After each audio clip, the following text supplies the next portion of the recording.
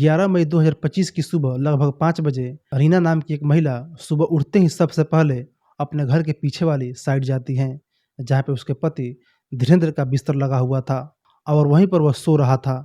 लेकिन जैसे ही वह महिला वहां पर पहुंची तो उसके सामने बहुत ही भयानक मंजर था।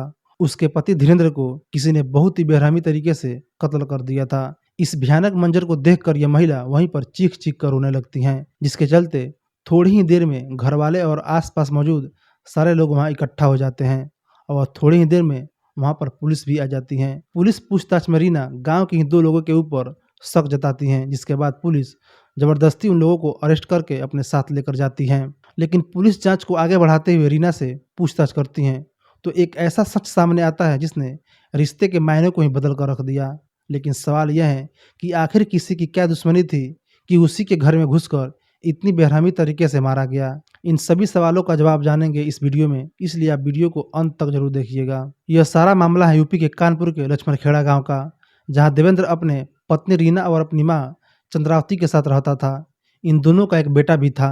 फैमिली के तीनों लोग, रीना, उसकी सास और उसका बेटा, कमरे के अंदर कूलर के सामने सो रहे थे, लेकिन धीरेन्द्र घर के पीछे वाले हिस्से में सो रहा था। जिसके बाद जैसे ही मैंने आपको बताया, सुबह रीना उठ के जाती हैं तो वह देखती हैं कि उसके पति को किसी ने बहुत ही बुरी तरह से मार दिया है। जिसके बाद रीना का शक अपने ही पड़ोस में रहने वाले एक फैमिली पर जाती हैं। उस फैमिली में कार्तिक यादव नाम का एक इंसान था और उसका भाई था राजू यादव, और कार्तिक का एक बेटा भी था जिसका नाम रवि था, और रवि की शादी मई में होने वाली थी। रीना बताती है कि उसको इन्हीं तीनों पर डाउट है, क्योंकि रिसेंटली धीरेन्द्र की ट्रैक्टर रिपेयरिंग को लेकर इन तीनों के बीच बहस हुई थी और झगड़ा चल रहा था, जो कि मामला पुलिस तक पहुंच गया था। लेकिन उसके बाद सब कुछ शांत हो गया था। लेकिन वह जानती थी कि वह धीरेन्द्र के साथ कुछ ना कुछ जरूर करेंगे, जिसके चलते पुलिस अभी भी सबूत ढूंढ रही थी। लेकिन वहीं रीना अपनी फैमिली के साथ धीरेन्द्र की लाश को रोड पर रख देती हैं और कहती है कि जब तक पुलिस इनको अरेस्ट नहीं करेगी तब तक वह लाश का अंतिम संस्कार नहीं करेगी। जिसके बाद पुलिस को जब लगता है कि मामला बहुत बढ़ चुका है तो वह कार्तिक यादव के बेटे रवि यादव और उसके चाचा राजू यादव को अरेस्ट कर लेती हैं, और इसी के बाद पुलिस उनसे पूछताछ भी करना शुरू कर देती हैं। लेकिन पुलिस को यह मामला थोड़ा सा सस्पिशियस लग रहा था, जिस तरह से रीना बहुत ही ज़्यादा फोर्स कर रही थी इन लोगों को अरेस्ट करवाने के लिए। वहीं दूसरी तरफ ये जो दोनों मुजरिम बताए जा रहे थे, उनकी कोई भी स्टेटमेंट इस तरह की नहीं थी, या फिर कुछ भी उनकी बातों से ऐसा नहीं लग रहा था जैसे इस खून से उनका कुछ लेना देना है। और इन्हीं सब के चलते पुलिस थोड़ी सी सस्पिशियस हो जाती हैं, इसलिए वह स्नीपर डॉग की हेल्प लेती हैं। असल में पुलिस को पहले से डाउट था कि राजू और रवि ने यह सब कुछ नहीं किया है, क्योंकि इन्वेस्टिगेशन के दौरान पुलिस जब स्नीपर डॉग को लेकर आई तो वह स्नीपर डॉग पहले धीरेन्द्र की लाश को सूंघते और फिर रीना के ही आंगन में जाकर बैठ जाते, और बार बार यही सेम चीज रिपीट हो रहा था। लेकिन रीना के अकॉर्डिंग ये जो खून हुआ था वह उनके घर के पीछे वाली साइड में हुआ था, लेकिन ये स्नीपर डॉग बार बार उनके आंगन की तरफ क्यों जा रहा था, जो कि यह घर का अपोजिट साइड था, और वहीं पर बार बार जाकर क्यों बैठ रहा है। और इन्हीं सब के चलते पुलिस को फैमिली मेंबर पे ही डाउट हो रहा था, और इधर पुलिस रवि और राजू से भी पूछताछ कर रही थी। लेकिन जब रवि और राजू की स्टेटमेंट आती हैं तो पुलिस बिल्कुल क्लियर हो जाती हैं, और इसके बाद पुलिस फिर से धीरेन्द्र के घर पहुंचती हैं, जहां पर पुलिस पहले उनका आंगन देखती हैं और फिर उनके कमरे को चेक करती हैं और फिर उनके वॉशरूम की तरफ जाती हैं। जब पुलिस यह सब कुछ चेक कर रही थी तो उन्होंने देखा कि उनके आंगन के साथ साथ उनके रूम के अंदर भी कुछ खून के छींटे पड़े हुए थे। यह सब देखकर पुलिस को क्लियर हो जाता है कि जो कुछ भी रीना बता रही है वह शायद सच नहीं है। असल में यह मामला और भी ज्यादा डार्क है, जिसके बाद फोरेंसिक टीम यह खून के सैंपल अपने साथ लेकर जाती हैं और यह चेक किया जाता है कि क्या यह खून धीरेन्द्र का ही है या नहीं। इसी बीच पुलिस को धीरेन्द्र की फैमिली पर ही डाउट होना शुरू हो जाता है, जिसके चलते पुलिस सारी फैमिली की कॉल रिकॉर्डिंग निकलवाती है, और जब पुलिस सबकी कॉल रिकॉर्डिंग चेक करती है तो एक ऐसा भयानक सच सामने आता है जो किसी को अंदाजा भी नहीं था। पुलिस ने देखा कि जिस तरह धीरेन्द्र का खून हुआ था, इनफैक्ट उसके खून होने के पहले और बाद में एक नंबर पर 40 बार से ज़्यादा बात हुई थी। इसके बाद जब पुलिस इस नंबर की सीडीआर निकलवाती है तो पता चलता है कि यह नंबर किसी और का नहीं बल्कि सत्यम का है, और सत्यम कोई और नहीं बल्कि धीरेन्द्र का भतीजा है। जिसके बाद पुलिस को इन पे शक होना शुरू होता है, लेकिन जब खून की सैंपल रिपोर्ट आती है तो यह शक यकीन में बदल जाता है। रिपोर्ट में यह बात सामने आती है कि जो खून के छींटे घर के अंदर मिले थे वह किसी और के नहीं बल्कि धीरेन्द्र के ही हैं।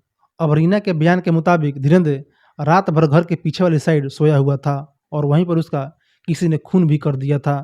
तो आखिरकार ये खून के छींटे उनके कमरे के अंदर उनके आंगन में कैसे पहुंची। जिसके बाद रीना को और सत्यम दोनों को पुलिस पूछताछ के लिए बुलाती है। सबसे पहले रीना से पूछताछ किया जाता है कि अगर वह उस रात जग रही थी, रात भर वह सत्यम से बात कर रही थी, तो आखिरकार जब उसके पति को किसी ने मारा तो चिल्लाने की आवाज़ या फिर किसी भी तरह की आवाज़ बाहर तो आई होगी। तो यह जो आवाज़ें थी वह रीना को क्यों नहीं सुनाई दी? और क्या धीरेन्द्र जो बेड पर सोया हुआ था उसको उठने का मौका भी नहीं मिला? जिसके बाद रीना बहुत सारी बातें घुमा रही थी, लेकिन फिर यही सब बातें सत्यम से भी पूछताछ की जाती हैं। सत्यम को पुलिस अपने हिसाब से पूछताछ करना शुरू करती है, जिसके बाद सत्यम टूट जाता है और एक सच बताता है। और ये जो सच था वो बहुत ज़्यादा भयानक था। सत्यम बताता है कि रीना और सत्यम एक दूसरे के साथ फिजिकल रिलेशनशिप में थे और यह सब कुछ पिछले लगभग 2 सालों से चल रहा था। इसी बीच कुछ और भी अजीब हुआ था। धीरेन्द्र अपनी पत्नी को और सत्यम को आपत्तिजनक स्थिति में देख लिया था, जिसके बाद वह बहुत ज़्यादा गुस्सा हो गया था। लेकिन जैसे तैसे उसको रीना ने समझा लिया था, लेकिन वह जानता था कि रीना कुछ तो उससे छुपाने की कोशिश कर रही थी।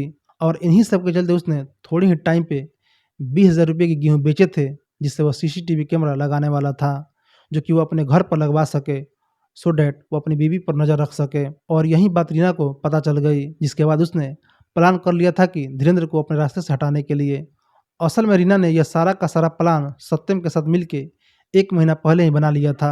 वह 1 महीना पहले ये सब कुछ करना चाहती थी, लेकिन इसी ड्यूरिंग जो धीरेन्द्र का भाई था वह छत से गिर गया था और उसको बहुत ही चोटें आई थी, जिसके चलते बहुत सारे लोगों का घर आना जाना रहता था और इसी के चलते उन्होंने अपना यह प्लान कैंसिल कर दिया। इसके बाद जब 1 महीना निकल जाता है तो सिचुएशन थोड़ी सी अंडर कंट्रोल हो जाती है।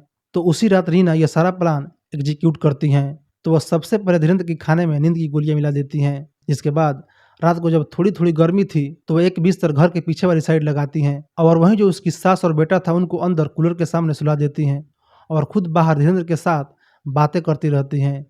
धीरे धीरे जब इन दवाइयों का असर होता है तो धीरेन्द्र को नींद पड़ जाती है और इसी के बाद रीना सत्यम को कॉल करती हैं, सत्यम को वहाँ बुलाती हैं और उसके बाद इन दोनों के लिए सबसे बड़ा चैलेंज यह था कि वो धीरेन्द्र को मारेंगे किस तरह से। जिसके चलते रीना अपने वॉशरूम में जाती हैं और वहाँ पे एक लकड़ी का ब्लॉक पड़ा हुआ था।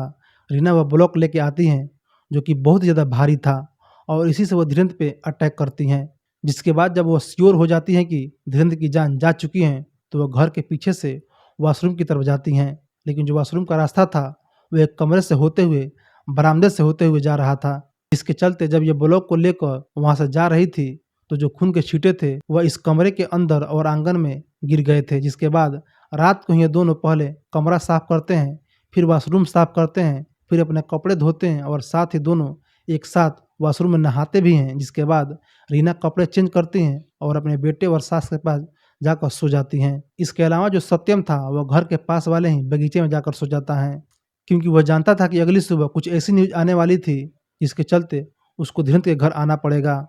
और उन्होंने यह सब कुछ पहले ही प्लान कर लिया था कि उनको ब्लेम किस पे लगाना है, किसका नाम पुलिस को बताना है और ज़बरदस्ती करके उन लोगों को अरेस्ट भी करवा देंगे, जो कि उन्होंने अगले ही दिन करवा भी दिया। इसके अलावा एसपी महेश कुमार जी ने बताया कि जब उन लोगों से पूछताछ चल रही थी, इसी ड्यूरिंग उनको सत्यम ने कुछ और बातें ही बताई। जैसे उसने बताया कि उसने अपने ही नाम पर 2 सिम कार्ड लिए थे, जिसके थ्रू वो एक दूसरे से कनेक्ट में थे, एक दूसरे से बातें भी करते थे, सो डैट किसी भी तरह से धीरेन्द्र को शक ना हो सके। और जो दूसरी सिम थी वो रीना ने अपने दूसरे फ़ोन में डाल रखी थी, जो कि उसने हमेशा ही छुपा कर रखी थी। लेकिन जब उसने धीरेन्द्र का खून करना था, इससे पहले ही, इनफैक्ट इससे पिछले ही दिन रीना ने यह फ़ोन तोड़ा और कुएं में फेंक दिया, क्योंकि वह जानती थी कि इससे वह शायद पुलिस के हाथों पकड़ी जाएगी। लेकिन फिर भी चोर जितना भी शातिर क्यों ना हो, कुछ ऐसा सबूत छोड़ देता है जिससे वह पकड़ा जाता है। वो नहीं जानती थी कि जिस रात उन्होंने धीरेन्द्र को मारा था, उस रात नर्वस में उनकी काफ़ी देर तक बातें होती रही, जब तक सत्यम बगीचे में नहीं पहुंच गया और जब तक रीना खुद जाकर सो नहीं गई। यहाँ तक कि सत्यम का सब कुछ सच बताने के बाद रीना ने पुलिस वालों के सामने ही सत्यम को बहुत मारा पीटा। असल में सत्यम ने यह भी बताया था कि ये जो भी मामला था, ये सारा का सारा जो प्लान था वो रीना का ही किया हुआ था और जो खून भी किया था वो रीना नहीं किया था। सत्यम तो सिर्फ उसके साथ खड़ा था। इसके अलावा जो राजू और रवि थे उनको पुलिस ने 12 तारीख को अरेस्ट किया था। मेन जो लोग थे जिन्होंने यह खून किया था उन तक भी पुलिस 1 हफ्ते के अंदर ही पहुंच गई। 18 तारीख को उनको भी अरेस्ट कर लिया गया। लेकिन सबसे दुख की बात यह थी कि राजू और रवि को 18 तारीख को भी रिलीज नहीं किया गया। सबसे अजीब बात यह थी कि 26 तारीख को रवि की शादी थी, जिसको झूठे केस में पकड़वा दिया गया था। खैर, 1 हफ्ते के अंदर ही यह केस तो सॉल्व हो गया, लेकिन एक इंसान धीरेन्द्र, उसने अपनी जान गंवा दी, सिर्फ इस बात के लिए क्योंकि वो अपनी बीवी से और अपने बच्चे से बहुत ही ज़्यादा प्यार करता था। और वहीं एक बच्चा जिसको शायद दुनिया की अभी इतनी समझ नहीं थी, उसने अपने दोनों ही पेरेंट को गंवा दिया। पिता तो इस दुनिया से चला गया और माँ को अब जेल हो गई और कड़ी से कड़ी सज़ा भी ज़रूर होगी।